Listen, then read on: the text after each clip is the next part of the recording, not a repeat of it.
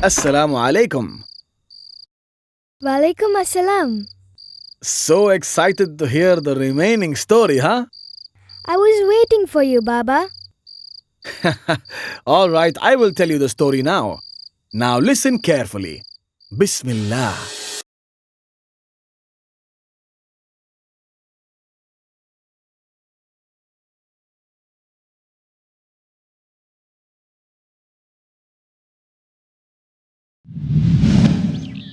Prophet Yusuf alayhi salam had now become the controller of the granaries in Egypt. During the 7 good years, the Prophet had full control over the cultivation, harvesting, and storage of crops. The Prophet saved enough grains during the abundant years. And then, like the Prophet had predicted, drought followed. And famine spread throughout the nation. The leaves turned yellow, and not even a single drop of rain fell from the sky. But nobody in Egypt died of hunger, for the Prophet had saved more than enough grains for the harsh years. "You were right, Yusuf," the king said to the Prophet. "It's only because of you that our people are not suffering. All our neighbors are asking for our help. What should I tell them?" he asked. "Allah saved us," the Prophet replied. "We have plenty of grains with us. I think this is the time we should help our neighbors. We can give them the grains at a small price. Many lives can be saved." "I agree with you," the king said. He then ordered to distribute the grains evenly to those in need. This famine affected Canaan as well. Prophet Yaqub alayhi salam heard the news of grains being distributed in Egypt. He decided to send his sons to Egypt to get the grains, all of them except Benyamin. The brothers traveled for many days and finally arrived in Egypt. Prophet Yusuf alayhi salam heard about the 10 brothers who had arrived from a distant land. When they arrived to collect the grains, the Prophet immediately recognized them. But the brothers didn't. How could they? To them, he no longer existed. They had thrown him in the well many years ago. The Prophet then met them and welcomed them warmly. After giving them the provisions, he asked where they had come from. "We are 11 brothers, son of a noble prophet. We come from Canaan," they replied. "I count only 10 here." The Prophet asked them, "Our youngest brother is at home, tending our father's needs." On hearing this, the Prophet's eyes filled up with tears. He longed to meet his father and his little brother. "Are you truthful people?" he asked them. The brothers were confused. "What reasons do we have to lie to you?" they asked him. "If what you say is the truth, then bring your youngest brother, and I'll double your rations. But if you do not bring him to me, then you better not try entering Egypt again," he warned them. The brothers agreed and said that they will need their father's permission. The Prophet then asked his servant to place the bag of money they paid secretly in one of the grain sacks. After many days of travel, they reached Canaan. They greeted their father and said, "We were denied some supplies because you did not let Benyamin come with us. The controller of granaries has promised to give us extra provision if you let him come with us. Please, father, send him with us, and we shall take good care of him." But the old prophet said sadly, "I will never let Benyamin travel with you. How can I trust you knowing what you did with Yusuf?" Later, when they opened the grain sack, they were surprised to find their money purse inside.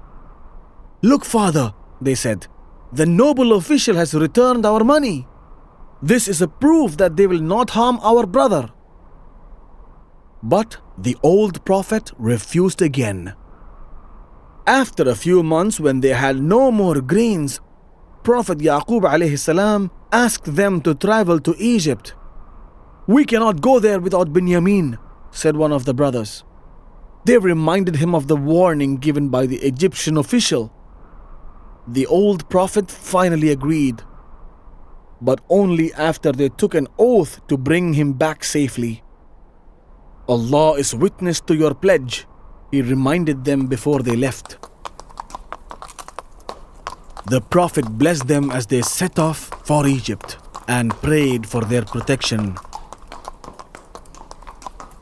The brothers traveled for many days through the desert, and they took good care of Benyamin as well. When they arrived in Egypt, Yusuf alayhi salam welcomed them heartily. He prepared the feast for them and made them seated in pairs. The Prophet sat next to his beloved brother, Benyamin. He noticed that Benyamin was weeping. "Why are you crying?" he asked his little brother. "If my brother Yusuf had been here, I would have sat next to him," Benyamin replied.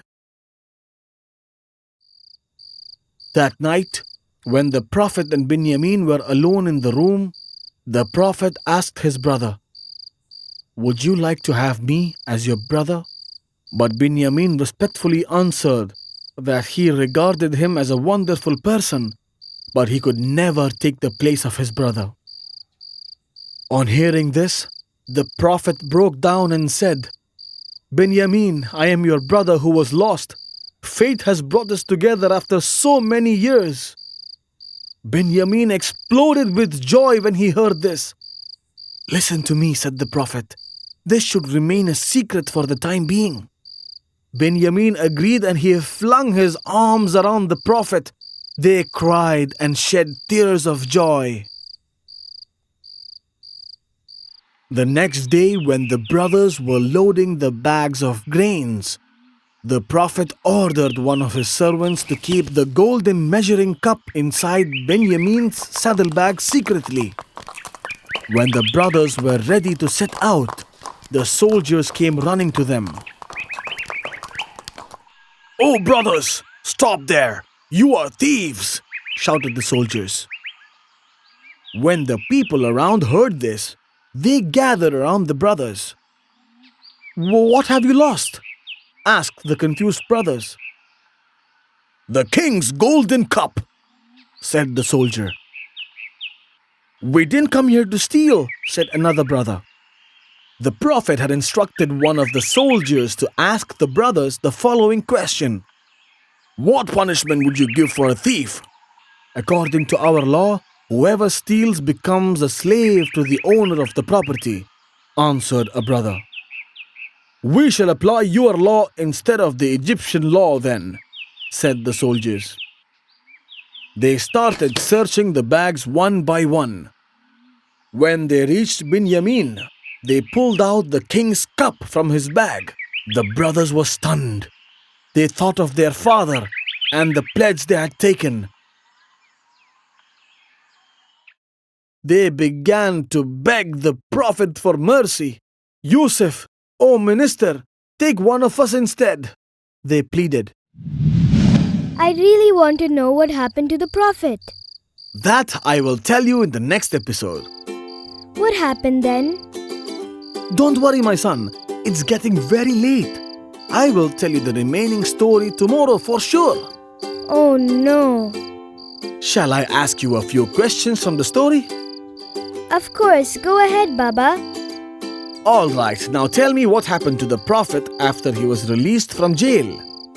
Prophet Yusuf became the controller of granaries in Egypt. What happened then? During the 7 good years, the Prophet had full control over the cultivation, harvesting and storage of crops. The Prophet saved enough grains during the abundant years. And then, like the Prophet had predicted, drought followed and famine spread throughout the nation. Did anybody die in Egypt because of hunger? No, nobody in Egypt died of hunger, for the Prophet had saved more than enough grains for the harsh years. MashaAllah, that's the right answer. Now tell me, why did the brothers arrive in Egypt? The famine affected had Canaan as well. Prophet Yaqub heard the news of grains being distributed in Egypt. He sent his sons to Egypt to get the grains. That's right again. Did the brothers really steal the king's golden cup? No, they did not. The Prophet had instructed one of his men to keep the cup inside Benyamin's saddlebag. He did this to keep Benyamin at the palace. MashaAllah, that's very good, my son. I will tell you the remaining story tomorrow. Good night, my son. Good night, Baba.